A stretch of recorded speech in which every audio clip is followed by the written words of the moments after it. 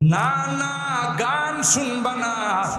গান শুনলে তোমার কলবটা শক্ত হয়ে যায়, তোমার দিলের মধ্যে গুনার মরিচা পড়ে যায়। এই জন্য যুবক, গান শুনবা না। যুবক, দুনিয়ার গান যদি তুমি বর্জন করতে পারো, আমি আল্লাহ তোমাকে জান্নাতের মধ্যে এমন সুন্দর গান শোনাবো, যে গান শুনবা তো দূরের কথা, কোনোদিন কল্পনাও করা যায় না। সূরা আর-রুম আয়াত নাম্বার 15, আল্লাহ পাক বলেন, ফাআম্মাল্লাযীনা আমানু ওয়া আমিলুস সালিহাত ফাহুম ফি রাউদাতি ইউহবারুন। যারা নেককার করবে, নেক আমল করবে, নেককার হবে, নামাজ পড়বে, পর্দা পর্দা মেনটেন করবে, হালাল খাইবে, হারাম বর্জন করবে, আল্লাহ পাক ডাক দেয়া কয় তাদেরকে এমন সুন্দর জান্নাত দেব, যে জান্নাতের মধ্যে একটি বৃক্ষ লাগানো হবে, একটা গাছ লাগানো, যেই গাছের ডালে ডালে পাতায় পাতায় এত সুন্দর মিউজিক বাজবে, এমন সুন্দর গান গাইবে। যুবক, তুমি জীবনও কোনোদিনই জাতীয় গান শোনো নাই। আল্লাহ ডাক দেয়া কয়, যুবক, ওই গান আমি আল্লাহ তোমাকে শোনাবো, যদি দুনিয়ার গানকে তুমি বর্জন করতে পারো। যুবক, দুনিয়ার গার্লফ্রেন্ড, দুনিয়ার প্রেমিকাকে যদি তুমি বর্জন করতে পারো, আমি আল্লাহ তোমাকে জান্নাতের মধ্যে এমন প্রেমিকার ব্যবস্থা করব, এমন গার্লফ্রেন্ডের ব্যবস্থা করব, সে যদি কোনোদিন কনিষ্ঠ আঙ্গুল দুনিয়ার মধ্যে প্রকাশ করত, তাহলে সাথে সাথে দুনিয়ার সূর্যটা মলিন হয়ে যাইত। একটা বার যদি আটলান্টিক মহাসাগরে, একটা বার যদি ওই হোর যদি থুতু ফেলে দেয়, হাদিসের মধ্যে কয় গোটা আটলান্টিক মহাসাগরের পানিটা মেশকে আম্বর হয়ে যাবে। আল্লাহ কোরআনে কারিমের মধ্যে লোক দেখাইছি, যুবক, ওয়াহুরুন আইন কামসালিল লুউলুইল মাকনুন জাযাআম বিমা কানু ইয়ামালুন। আল্লাহ ডাক ডাক কই, যুবক, যেই নারীদেরকে, যেই প্রেমিকা, যেই গার্লফ্রেন্ড তোমাদের জন্য জান্নাতের মধ্যে রাখা হলো, এরা ইনটেক, এরা বাটফার, সিটার, দান্দাল নয়। আর তুমি যার সঙ্গে প্রেম করে বেড়াইছো, এগিয়ে দেখো আরো 10টার সাথে তার সম্পর্ক আছে। কথা কয় না? এর চরিত্রহীন, নষ্টা, নোংরা, বদমাস তোমার সঙ্গে নয়, আরো 10টার সঙ্গে সম্পর্ক করে 10টা যুবকের জীবন নষ্ট করে দিচ্ছে। আল্লাহ ডাক দেখো, না না, দুনিয়ার যদি এই রকমের প্রেমের কোনো অফার আসে, সুজা তুমি বলে দাও, ইন্নী আখাফুল্লাহ, আমি তোমার সঙ্গে কোনো সম্পর্কে জড়াবো না, আমি আমার রব, আমার আল্লাহকে ভয় করছি। তাইলে আল্লাহ কিয়ামতের কঠিন ময়দানে আরশে আজিমের নিচে যেদিন সূর্যটা মাথার উপর চলে আসবে, জমিনটা তামা হয়ে যাবে। এখন যেই পরিমাণে গরম লাগতেছে, তখন আর একটু কম লাগবে, তাই বেশি,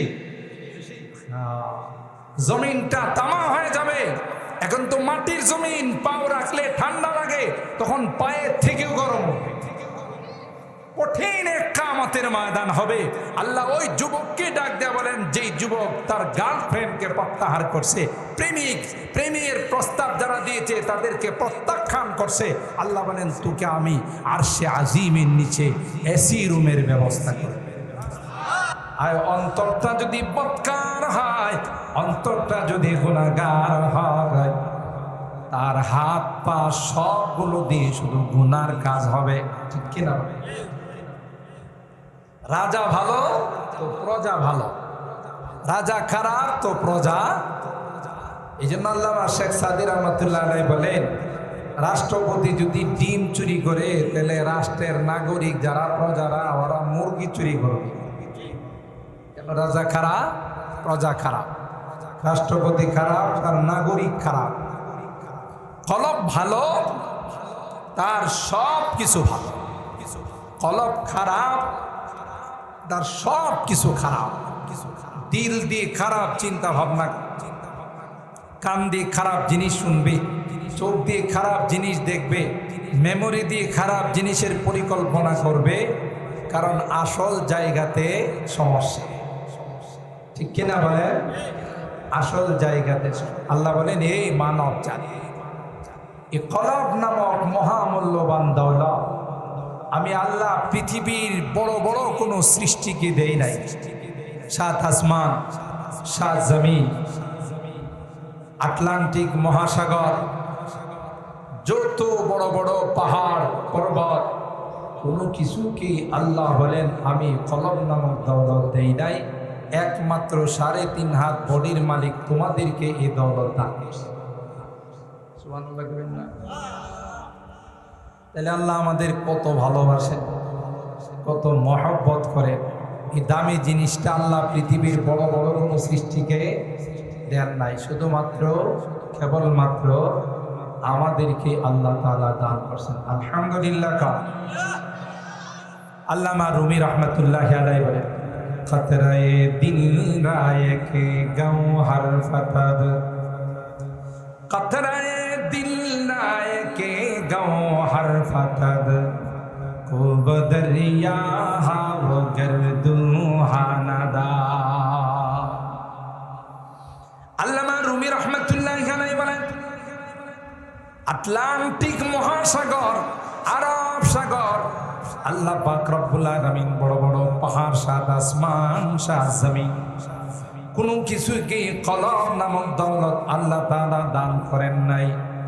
একমাত্র কেবলমাত্র শুধুমাত্র মানব জাতিকে আল্লাহ পাক অন্তর নামক কলব নামক দৌলত দান করেছে। এটা আল্লাহর অনেক বড় এক মেহেরবানি, অনেক বড় আল্লাহ তাআলার করুণা এবং দয়া, অন্য কাউকে দেই নাই।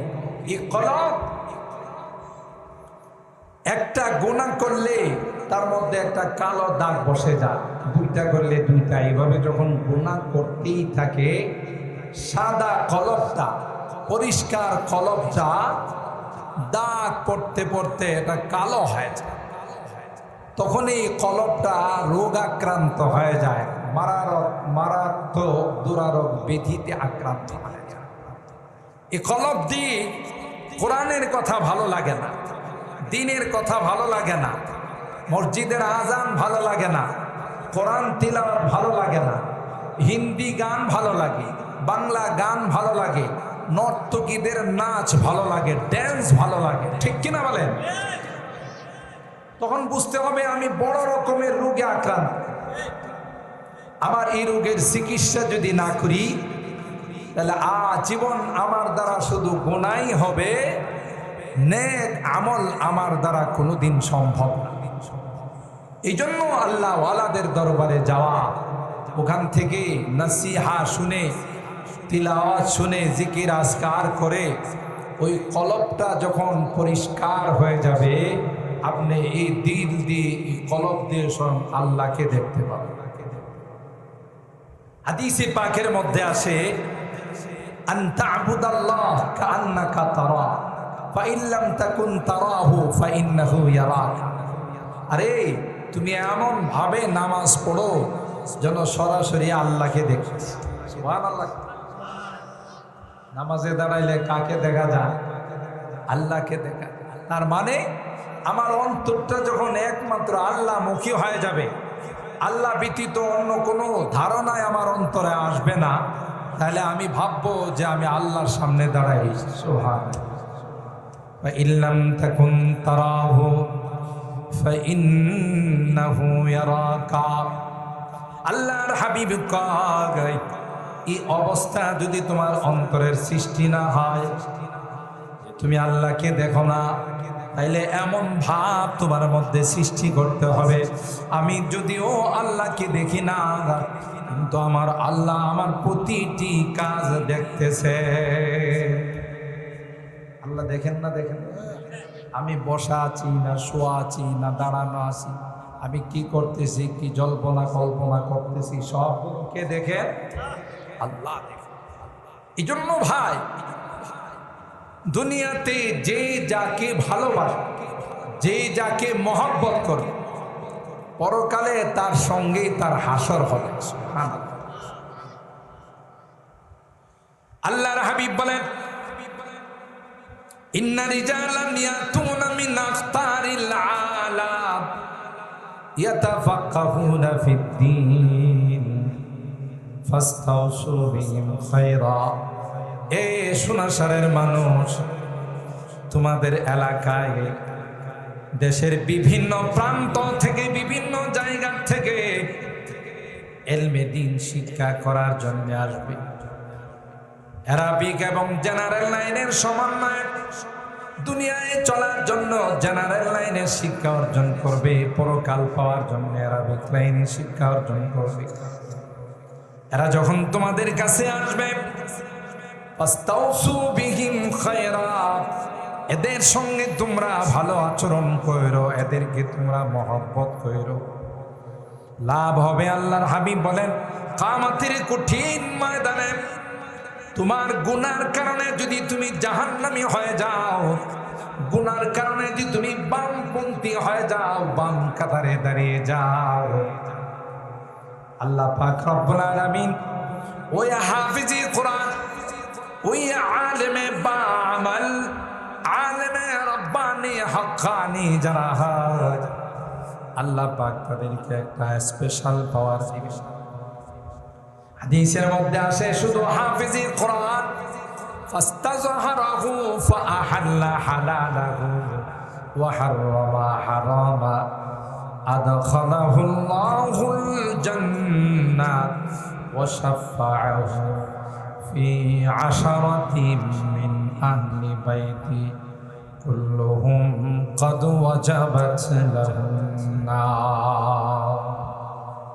আল্লাহর হাবিব বলেন যে হাফিজি কোরআন, কোরআনে কারীম তিলাওয়াত করলো, হালালকে হালাল, হারামকে হারাম মাইনা চললো, কিয়ামতের কঠিন ময়দানে আল্লাহ পাক রব্বুল আলামিন ওই হাফিজে কোরআনকে এমন পাওয়ার দিবেন, আল্লাহ ডাক দিয়ে বলবে, হাফেজ আসো আসো, কোরআনের এক একটা আয়াত তিলাওয়াত করো, এক এক তলায় তুমি উঠতে থাকো। 6666টি আয়াত তিলাওয়াত করো, আর এক এক তলায় তুমি উঠতে থাকো, চড়তে থাকো। কিন্তু হাফেজ বলবে, আল্লাহ না না, এই সোনাসারের মানুষগুলো আমাদেরকে অনেক ভালোবাসতো, আমাদেরকে মহব্বত করতো, আমাদের খোঁজ খবর নিত, আজকে তাদের গুনার কারণে বাম কাতারে দেখা যায়, জাহান্নামের লাইনে তাদেরকে দেখা যায়। এদের খাওয়া, এদের থাকার সব কিছুর ব্যবস্থা ছিল আল্লাহ। এরা যদি আমাদেরকে মহব্বত না করত, এরা যদি আমাদেরকে ভালো না বাসতো, তাইলে হাফেজ হওয়া সম্ভব হতো না, আলেম বনা সম্ভব হতো না। সুতরাং আজকের এই কঠিন ময়দানে আল্লাহ তাদেরকে রেখে তোমার জান্নাতে যাব না, যতক্ষণ পর্যন্ত তাদের জান্নাতের ফয়সালা না হবে, ততক্ষণ পর্যন্ত আমিও জান্নাতে যাব না। আল্লাহু আকবার। সেই কঠিন দিনে, যেদিন সন্তান বাবাকে পরিচয় দিবে না, প্রিয়তমা স্ত্রী স্বামীকে পরিচয় দিবে না, বন্ধু বন্ধুকে পরিচয় দিব না, আপনজন কেউ আমার আপনার ধারে কাছেও আসবে না। ওই কঠিন দিনে, বিপদের সময় মাদ্রাসার তালেবে ইলম, কোরআনের পাখিরা আপনার দিকে এগিয়ে আসবে আর বলবে, আল্লাহ এরা আমাদেরকে অনেক মহব্বত, অনেক ভালোবাসতো, আর তাদের এই ভালোবাসায়, তাদের মহব্বতে আজকে আমাকে আল্লাহ তুমি হাফেজ বানাইছো, আমাকে তুমি আলেম বানাইছো। আমি এত বড় নিমক হারাম নয়, তাদেরকে রেখে আমি তোমার জান্নাতে যাব। যতক্ষণ পর্যন্ত তাদের জান্নাতের সিদ্ধান্ত না হবে, ততক্ষণ আমিও তোমার জান্নাতে যাব। জোরে বলবেন না সুবহানাল্লাহ। কোন দিন, যেই দিনই কেউ আপন বলে শিখার। আপনার ছেলেকে যদি বলেন বাবা একটা নেকির জন্য আটকাই গেলাম, তুমি না আমার কলিজার টুকরা সন্তান, তোমার জন্য না কত কিছু করলাম, মাথার ঘাম পায়ে ফেললাম, রক্ত পানি করলাম, আমাকে একটা নেকি দিয়া সাহায্য করো। কি বলবে জানেন? তুমি যে বাবা তার কোনো CSRS খতিয়ান দলিল আছে? তুমি যে বাবা তার পরিচয় কি? তোমাকে বাবা বলে আমি স্বীকার করি না। মানবে না। বাকা বাবা বলে স্বীকার করবে না, বন্ধু বন্ধুকে স্বীকার করবে না। এমন কঠিন সময়ে এই মাদ্রাসার কোরআনের পাখিরা আল্লাহকে বলবেন, আল্লাহ এই মানুষগুলো ব্যতীত তোমার জান্নাতে যাব। আল্লাহ বলবেন, হাফেজ তোমার সিনার মধ্যে আমি আল্লাহ কোরআন রেখে দিয়েছি রে হাফেজ, যাও যাও, যাদের জন্য জাহান্নাম ওয়াজিব হয়ে গিয়েছিল তাদের মধ্য থেকে তুমি যাকে চাও এমন 10 জনকে সুপারিশ করে জান্নাতে নিয়ে যাও। একজন আলেম, আল্লাহর হাবিব বলেন, যদি একজন হাফেজে কোরআনের মর্তবা হয়, মা যন্নুকুম বিল্লাযী আমিলা বিহাযা। এ আমার সাহাবীরা, ওই হাফেজ যদি আলেম হয়, আরেকজন যদি হক্কানি রব্বানি আলেম হয়, তাইলে তার জন্য কোনো 10, 20, 100, 200 সংখ্যা থাকবে না। যত ইচ্ছা তত সুপারিশ করে আল্লাহর জান্নাতে নিয়ে যাবে। দেখছেন কি সুসংবাদ! আর এই রকমের মাদ্রাসা যদি কেউ কায়েম করে তার ভাগ্য কত ভালো। সুবহানাল্লাহ। কোরআনের ফ্যাক্টরি খুলছে, ব্যবসার জন্য নয়, দুনিয়ার জন্য নয়। এখান থেকে যারা কোরআনের হাফেজ হবে, আলেম হবে, এরা যাদেরকে হাফেজ বানাবে, আলেম বানাবে, হাকাদা ইয়াতাসালসাল, কিয়ামত পর্যন্ত এইভাবে যারা হাফেজ আলেম বানাবে, এরা যাদেরকে বানাবে, যিনি কারখানা খুললেন আল্লাহ তার আমলনামায় তাদের জীবনের সমস্ত ইবাদতের সব তার আমলনামায় আল্লাহ তাআলা। আল্লাহর সঙ্গে কত বড় লাভবান ব্যবসা, কি লাভজনক এক ব্যবসা কোরআনের প্রতিষ্ঠান। আর যে এলাকায় কোরআনের এই মাদ্রাসাগুলো থাকে, ওই এলাকায় আল্লাহ রাব্বুল আলামিন আসমানি জমিনি কোনো গজব নাযিল করেন।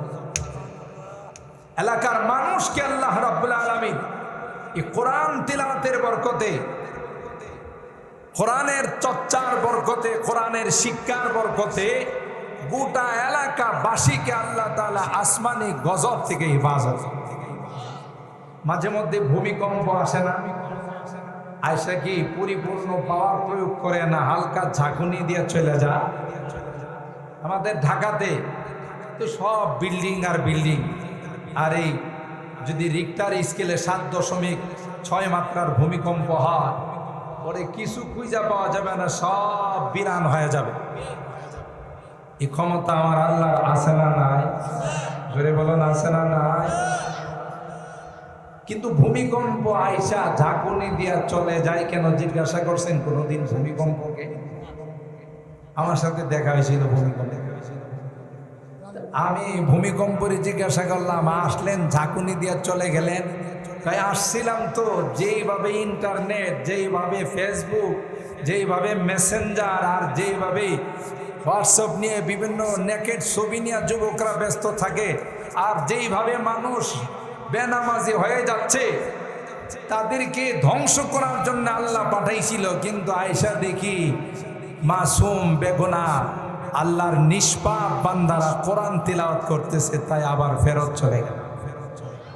রাস্তে সুবহানাল্লাহ কও। কোরআনের তিলাওয়াতের কারণে কোরআনের চর্চা হয়, সেই জন্য আল্লাহ গজবকে বলে ফেরত যাও। যেখানে আমার কোরআন পড়া হচ্ছে, যেখানে ইসলাম শিক্ষা দেওয়া হচ্ছে, দিন শিক্ষা দেওয়া হচ্ছে, এদের ওসিলায় গোটা এলাকাবাসীকে আমি মাফ করি।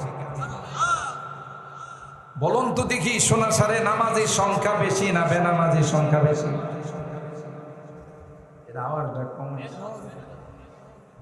মোটামুটি তো এই এলাকার যত ভোটার আছে তার 50% মানে অর্ধেক নামাজ পড়ে,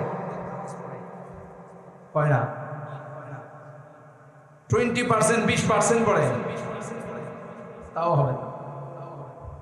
কোন কোন মসজিদ আছে ফজরের নামাজের সময় ইমাম মুয়াজ্জিন দুইজনই মসজিদের মধ্যে নামাজ পড়ে, ঠিক না? এলে কি হালত বলে,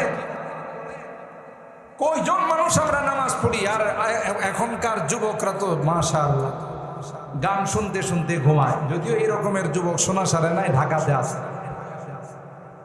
আছে কানে তাবিজ লাগায়, তাবিজ বুঝেন তো, ইয়ারফোন লাগায়, আরে সারাক্ষণ শুধু গান শুন, এমনকি গান শুনতে শুনতে ঘুমায়। এই যুবক, যেই যুবক গান শুনতে শুনতে ঘুমায়, এই অবস্থায় যদি মারা যায় তাহলে বিনা হিসাবে জান্নাত। কোথায় যাবে? জাহান্নামে যাবে। আর যারা মদ খায়, নেশা করে, এরকমের যুবক না, এরকমের লোক আছে নেশায় মগ্ন থাকে, মেয়াদ উত্তীর্ণ বোতল খায়। বোতল খাওয়ার পর যখন রাস্তা দিয়ে হাঁটে তো বিদ্যুতের পিলারে জড়ায়া ধৈরা কয়ে এদের মাঝখানে রাখছে কে রে? আসলে কি বিদ্যুতের পিলার মাঝখানে থাকে না, সাইডে, কিন্তু হে দেখতেছে কই? মাঝখানে দেখতেছে। তার ঠিক আছে না এলোমেলো হয়ে গেছে?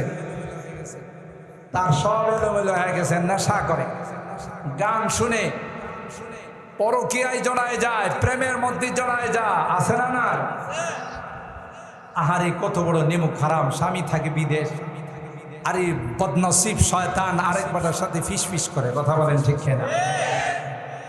কত বড় নিমুখ হারাম হলে যেই স্বামী রুদ্রে পুড়ে, যেই স্বামী রক্ত পানি করে বিদেশ থেকে তার জন্য টাকা পাঠায়, আর এই নিমুখ হারাম আরেকজনের সাথে প্রেম করে বেড়ায়। যদিও এই রকমের নারী অত্র অঞ্চলে নাই, অন্যদিকে আছে। আল্লাহ মাফ করুন, আমিন বলেন। আল্লাহ আমার মা বোনদেরকে হেফাজত করুন, আমিন বলেন। যে বলে না, যে পরিমাণ গুনাহ হয়, আরে মোবাইলে ঢুকলে আমার যুবকদের চরিত্র নষ্ট করে ফেলায়, গান শুনে সারা। আল্লাহ ডাক দেয়া কয়, যুবক না না গান শুনবা না, গান শুনলে তোমার কলবটা শক্ত হয়ে যায়, তোমার দিলের মধ্যে গুনার মরিচা পড়ে যায়। এই জন্য যুবক গান শুনবা না।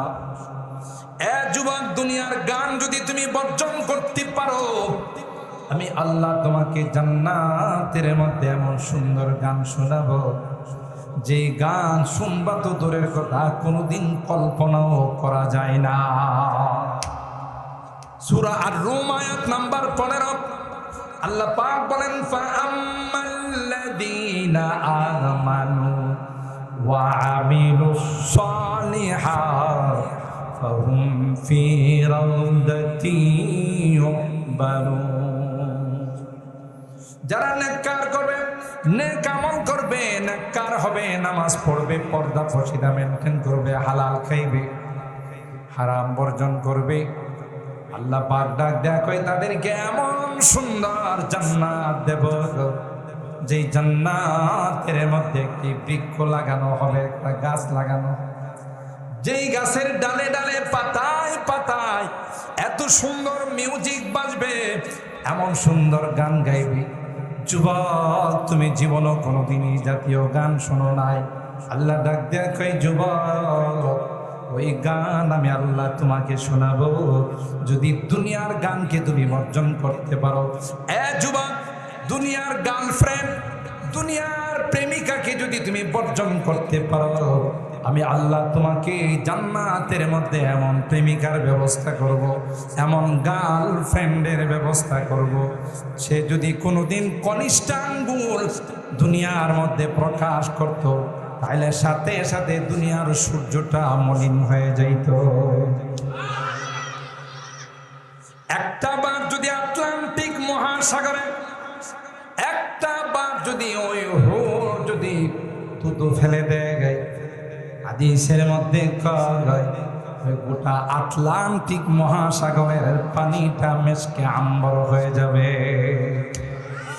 আল্লাহ কোরআনে কারিমের মধ্যে লোক দেখাইছি যুবক, ওয়াহুরুন ঈন কামসালিল লুলুইল মাকনুন জাযাআম বিমা কানু ইয়ামালুন।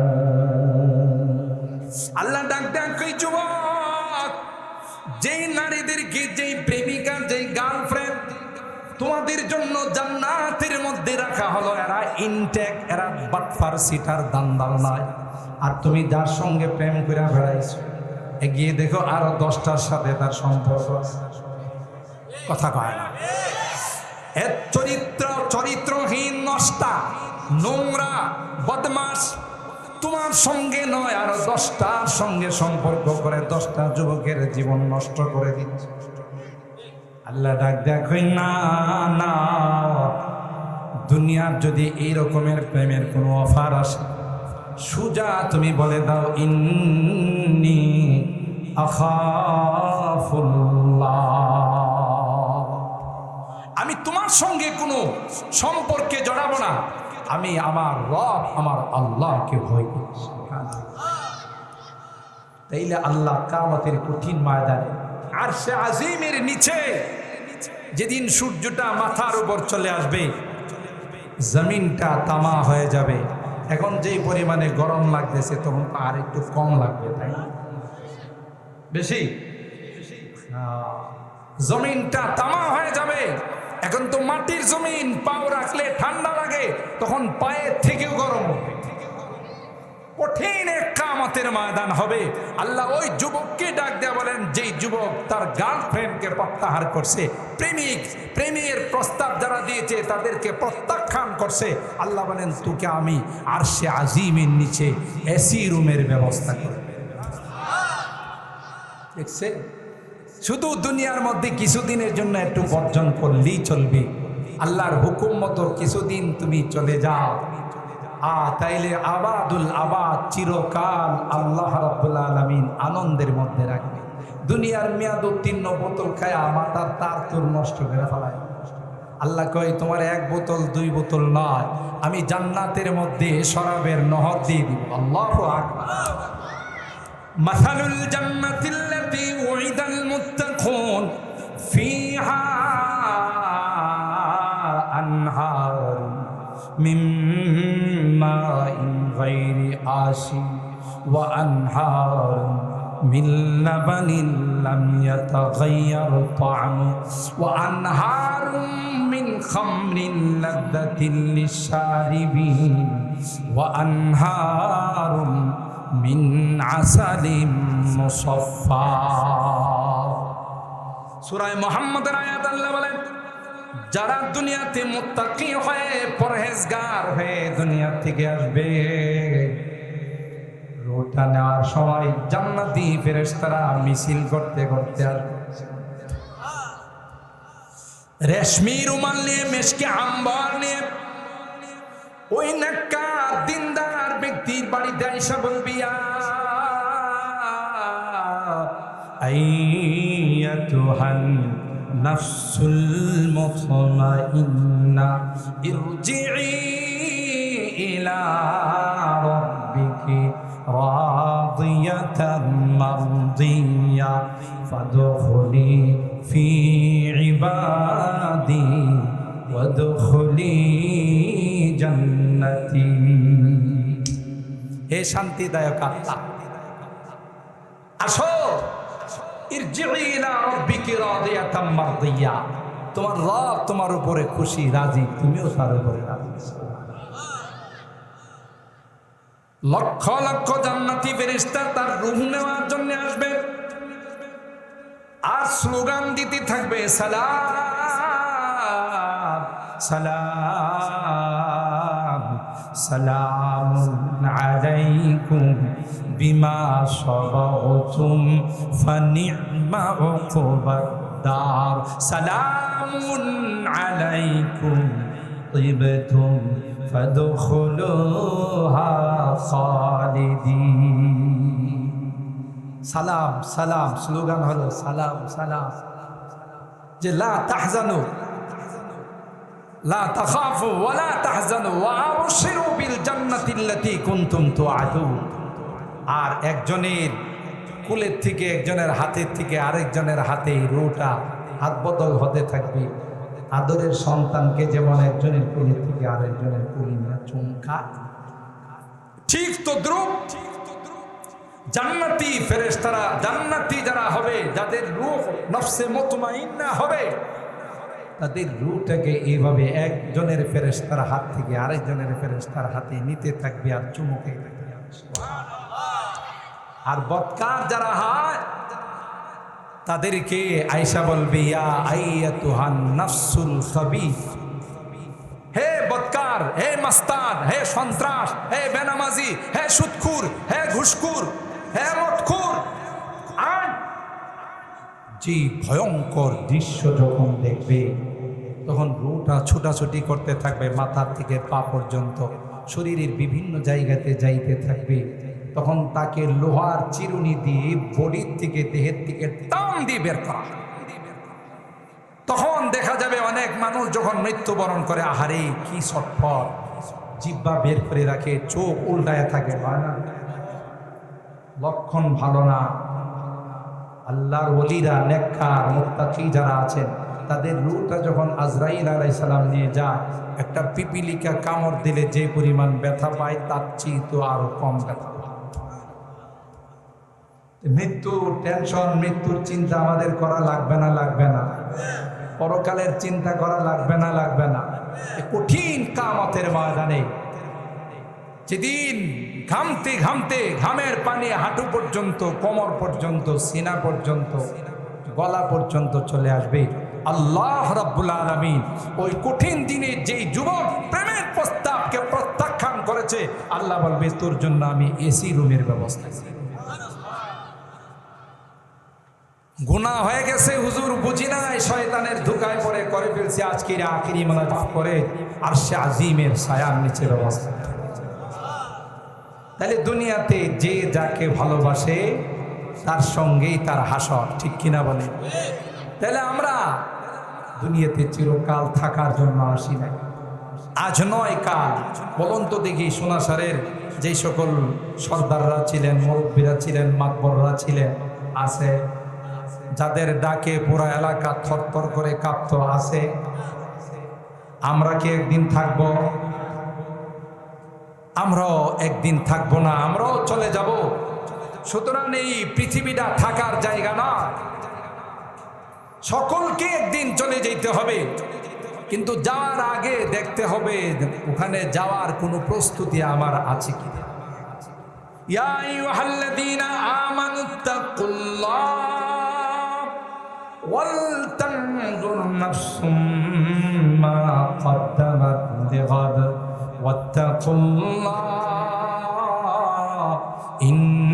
ইন্নাল্লাহা খাবীরুম বিমা তা'মালুন। আল্লাহ ডাক দেন, কয়, এ গোলাম, 2 দিন পর তোমার লম্বা সফর শুরু হয়ে যাবে। যেই সফরের শুরু আছে শেষ নাই।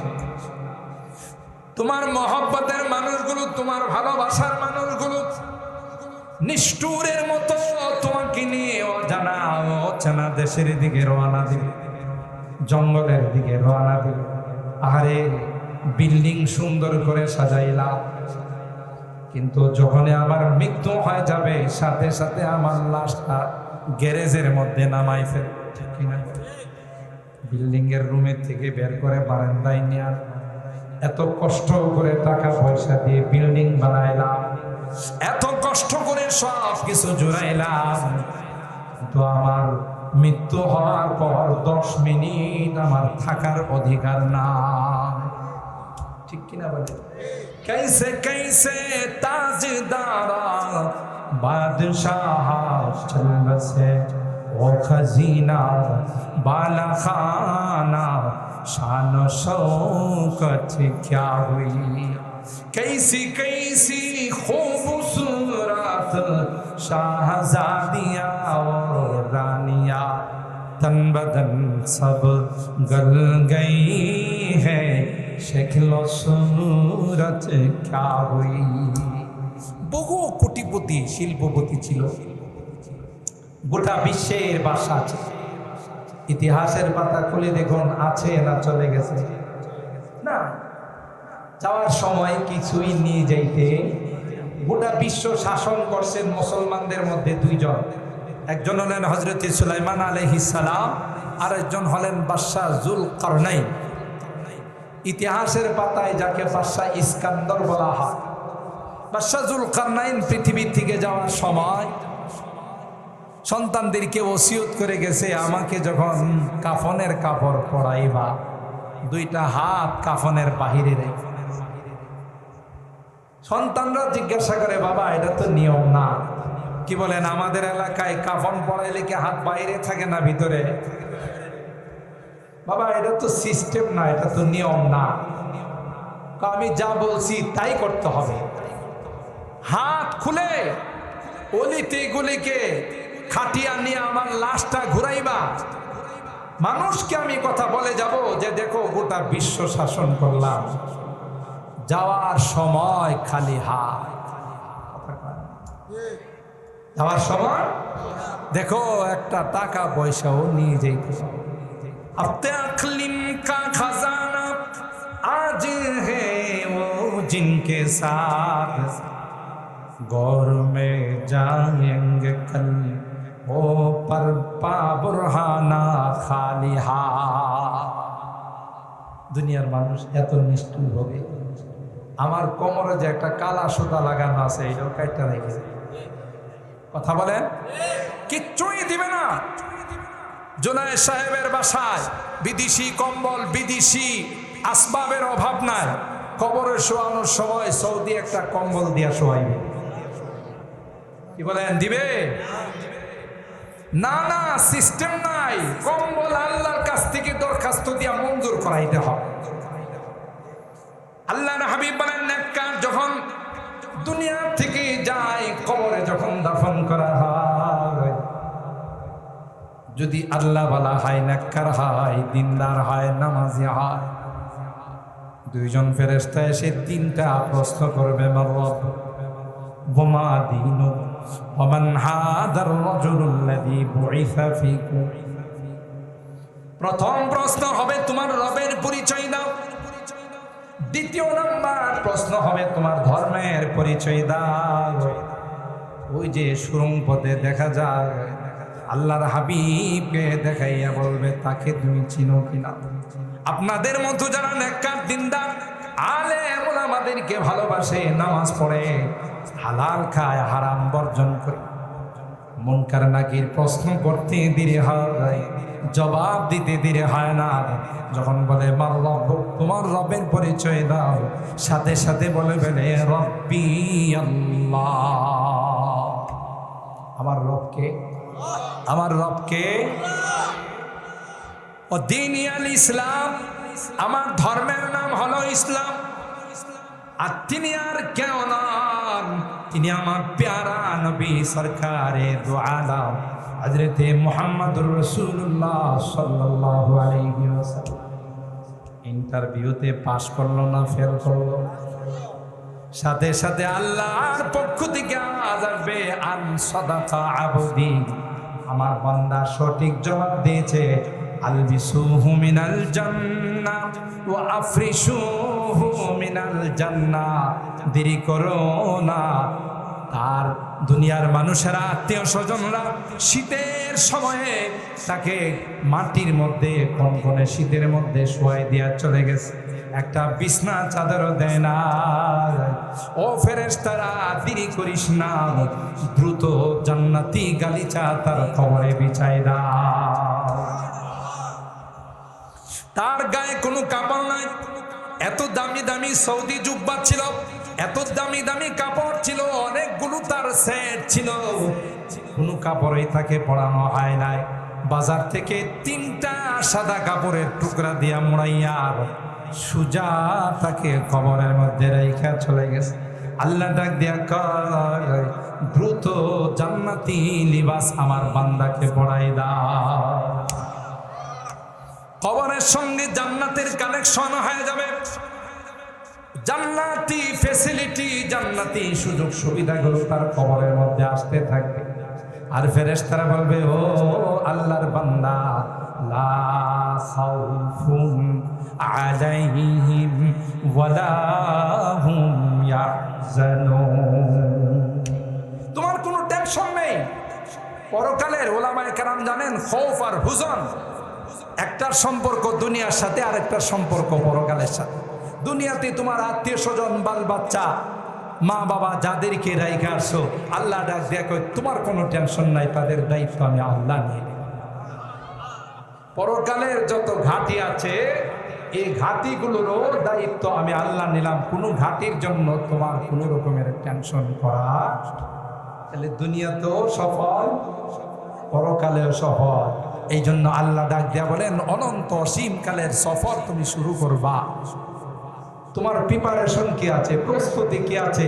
এখান থেকে 5 দিনের জন্য ঢাকা গেলে, সিলেট গেলে, চট্টগ্রাম গেলে, তোমার ব্যাগের মধ্যে সব জিনিসপত্র নিয়ে যাও। ব্রাশ আছে কিনা, টুথপেস্ট আছে কিনা, লুঙ্গি আছে কিনা, গামছা আছে কিনা, ডায়াবেটিস থাকলে ওষুধ আছে কিনা, প্রেশারের ওষুধ আছে কিনা, ঠিক কিনা বলে? মাত্র 5-10 দিনের সফরে যদি এত লম্বা প্রস্তুতি তোমার থাকে, অনন্ত অসীমকালের সফরে যাইবা, আহারে তুমি একটু দেখো না, চেক করে তোমার ব্যাগের মধ্যে ওই জগতের কোনো সামান আছে কি। ওয়ালতানজুর নাফসুম মা কদ্দামাত লিগাদ। আগামীকালের ভ্রমণের জন্য, অনন্ত অসীমকালের সফরের জন্য তোমার কোনো প্রস্তুতি আছে কিনা তুমি দ্রুত দেখো। বারবার আল্লাহ বলতেছেন, খালি হাতে কিন্তু যায় না, ঠিক কিনা বলে? আর সেই সম্বল হলো আল-মারউ মা'a মান আহাব্বা। আল্লাহর হাবিব সহিহ হাদিসের মধ্যে বলেন, দুনিয়াতে যে যাকে ভালোবাসবে তার সঙ্গে তার হাসর, ঠিক কিনা বলেন?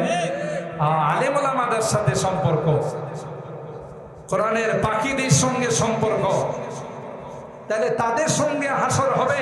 হযরত বড় হুজুর রহমাতুল্লাহ আলাইহির সাথে সম্পর্ক ছিল, ফখরে বাংলার রহমাতুল্লাহ আলাইহির সঙ্গে সম্পর্ক ছিল, মুফতি আজম মুফতি নুরুল্লাহ রহমাতুল্লাহ আলাইহির সঙ্গে কেউ সঙ্গী হবে না।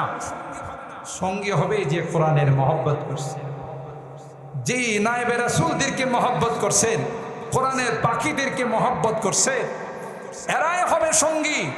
সাথে সাথে আপনার মৃত্যুর পর পর কোরআনকে আল্লাহ রাব্বুল আলামিন আপনার অন্তরঙ্গ বন্ধু বানায়া মাথার উপর বসাই দিবেন। সুবহানাল্লাহ। 5 ওয়াক্ত নামাজকে আল্লাহ মাথা ডান পাশে বসাই দিবেন। সুবহানাল্লাহ। বলে কয় ওয়াক্ত? নাকি শুধু জুমার নামাজ? আমাদের ঢাকাতে 3 শ্রেণীর মুসল্লি আছে। এক শ্রেণীর মুসল্লি হলো এরা দৈনিক মুসল্লি, 5 ওয়াক্ত নামাজ পড়ে। আরেক শ্রেণীর মুসল্লি হলো এরা সাপ্তাহিক মুসল্লি, মানে শুধু জুমার নামাজ পড়ে আর বাকি নামাজের ধার ধারে না। আরেক শ্রেণীর মুসল্লি আছে, এরা হলো বাৎসরিক মুসল্লি, শুধু 2 ঈদের নামাজ পড়ে আর বাকি নামাজ পড়ে না। এলাকায় তা আছে কিনা আমার জানা নাই। হ্যাঁ, শোনা সারা আছে। ওরে বাবারে, আমাদের ঢাকাতে সপ্তাহে একদিন জুমার নামাজ পড়তে আইসা নামাজের একবারে আজানের আগেই চলে আসে। আমার মসজিদে আজানের আগে মসজিদ কানায় কানায় ভরে যায়, পরে 4 তলা পর্যন্ত, বারান্দা পর্যন্ত মুসল্লি হয়। মনে হয় যে বাংলাদেশে শুধু বেনামাজি বলতে কিছু নেই। কথা বলেন ঠিক কি? নামাজ পড়া যাওয়ার সময় আমার সঙ্গে মুসাফা করে আর কই, হুজুর দোয়া করেন আগামী জুমাতে আবার দেখা হইল। তার মানে কি, হুজুরের কাছ থেকে 1 সপ্তাহ কি নিল, নামাজের ছুটি নিল। এই রকমের মুসল্লি তো শোনা সারে নাই। হ্যাঁ কি ভাই, শুধু সপ্তাহে জুমার নামাজ পড়লে চলবে না, প্রতিদিন নামাজ পড়তে হবে, 5 ওয়াক্ত নামাজ পড়তে হবে। কোনো নামাজ যদি বাদ যায় আপনার অন্য কোনো আমল কাজে লাগবে না। এই জন্য নামাজ 5 ওয়াক্ত কন্টিনিউ করতে হবে, 5 ওয়াক্ত নিয়মিত পড়তে হবে, ঠিক কিনা বলেন? নামাজ হয়ে যাবে, ডান পাশে বসে যাবে বন্ধু হয়। রমজান মাসে রোজা রাখলে বাম পাশে বসে যাবে আরেক বন্ধু। দিনের রাস্তায় যারা দান খায় রাত করে, উদার হস্তে দিল উজাড় করে দান করে, এই দানকেও আল্লাহ বন্ধু বানায় পায়ের নিচে বসাই দেয়। সুবহানাল্লাহ। কোরআনের দিকে তাকাইয়া ওই আল্লাহর বান্দা বলবে, দোস্ত তুমি কে রে, তোমার পরিচয়টা দাও, দেখতে মনে হয় তুমি আমার পরিচিত কেউ হবে। কোরআন বলবে, দোস্ত আমি আর কেউ নয়, আমি হলাম ওই কোরআন, যে কোরআনের মহব্বত আর ভালোবাসা নিয়ে তুমি মার্কেটের মধ্যে আজকের কোরআনের মাহফিলের মধ্যে বয়ান শোনার জন্য আসছিলে, কোরআনের মাদ্রাসাগুলোকে মহব্বত করতে, কোরআনওয়ালাদেরকে মহব্বত করতে। তাই আল্লাহ পাক আমাকে বললেন, কোরআন আজকে কেউ তার পাশে নাই, সবাই নিষ্ঠুরের মতো গর্তের মধ্যে শুয়াইয়া বুকের মধ্যে মাটি চাপা দিয়ে চলে গেছে রে। যা যাও, তুমি তার মাথার উপর বন্ধু হয়ে বসে যাও। এ বন্ধু, এ দোস্ত, তোমার কোনো টেনশন নাই, যতক্ষণ পর্যন্ত আল্লাহর জান্নাতের মেহমান না বানাবো ততক্ষণ পর্যন্ত তোমার সঙ্গ ছেড়ে যাব না।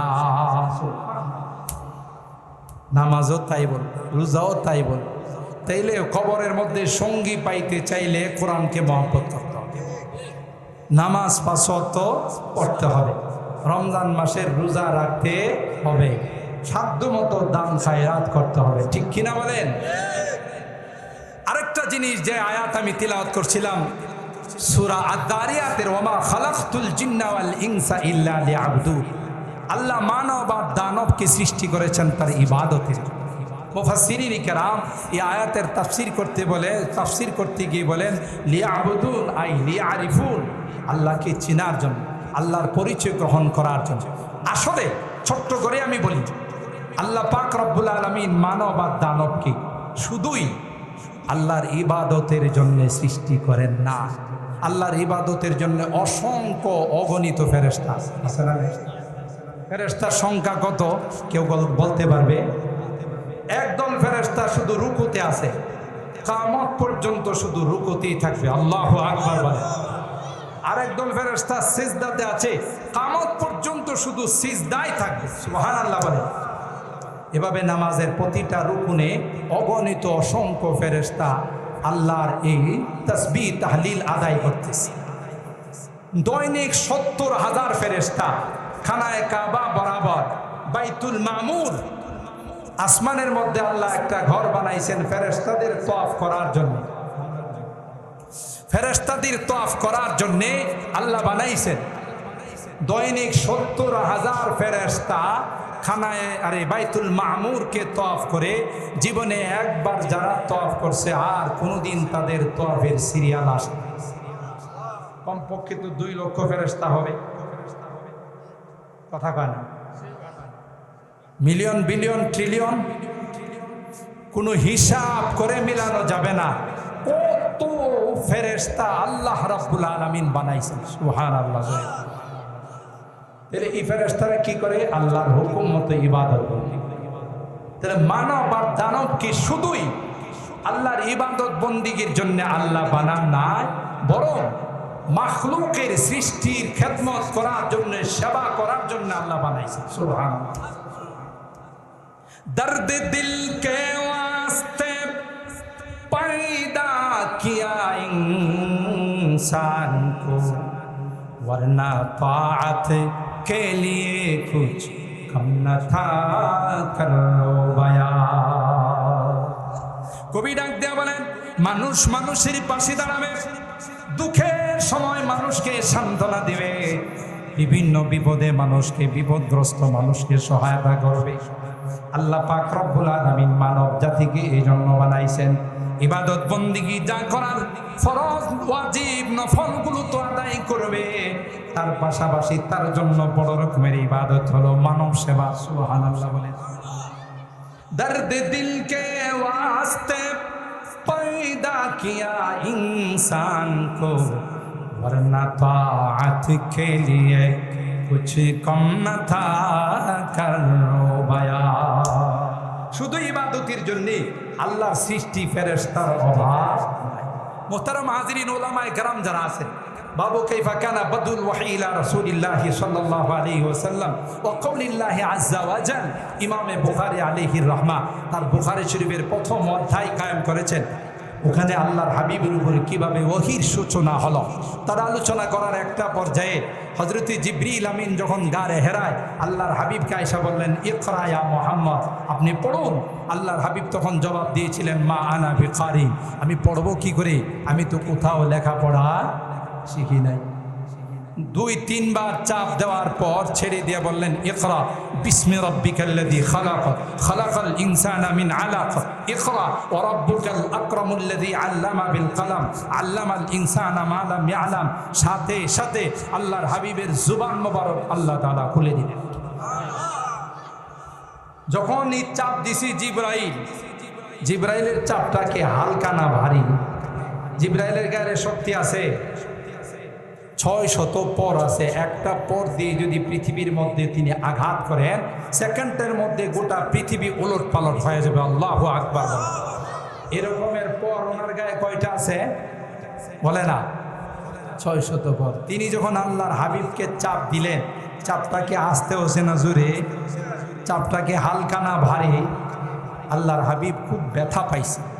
আয়েশা আম্মা জান খাদিজাতুল কুবরা রাদিয়াল্লাহু তাআলা আনহাকে বললেন, জাম্মিলুনি জাম্মিলুনি, খাদিজা আমাকে তুমি জড়ায়া ধরো, আমি অনেক কষ্ট পেয়েছি, অনেক জোরে আমাকে জিবরিল আমিন চাপ দিয়েছে।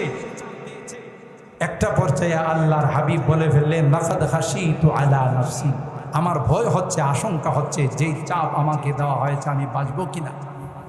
আম্মা জান খাদিজাতুল কুবরা রাদিয়াল্লাহু তাআলা আনহা আল্লাহর হাবিবকে বললেন, কাল্লা ওয়াল্লাহি লা ইউখজিকাল্লাহু আবাদা, আল্লাহর কসম আপনার মতো মহামানবকে আল্লাহ কোনোদিন ধ্বংস করবেন না, আল্লাহ কোনোদিন অপমানিত করবেন না। সুবহানাল্লাহ। কেন? এই যে কেনটা শুনেন, ইন্নাকা লা তাসিলুর রাহিম ওয়া তাহমিলুল কাল ওয়া তাকসিবুল মাদুম ওয়া তাকরিজ যায়িফ ওয়া তুঈনু আলা নওয়াইবিল হক। আপনার মতো এরকম মানব সেবাকারী, মানব সেবা, যেইভাবে আপনার আত্মীয়দের সঙ্গে সুসম্পর্ক রাখেন, যেইভাবে আপনি গরিব অসহায় মানুষের পাশে দাঁড়ান, দুর্যোগের সময় আপনি মানুষের ডাকে সাড়া দেন, এই বৈশিষ্ট্য যার মধ্যে আছে, আমি আসমানের মালিকের কসম করে বলতে পারি এই জাতীয় মহামানবকে আল্লাহ কোনোদিন অপমান করবেন। কি বোঝা গেল? মানব সেবা, আল্লাহকে রাজি আর খুশি করার জন্য মানুষের সেবা করা, মানুষের খেদমত করা, এটা অনেক বড় ইবাদত। কথা বলেন ঠিক কিনা? কি হাদিসে, বুখারী শরীফের হাদিসের দ্বারা আমরা বুঝতে পারলাম। আলহামদুলিল্লাহ, আমাদের হাজী জোনায়েদ সাহেব, আপনারা জানেন এলাকার মানুষ, এমনি তো উলামায়ে কেরামদের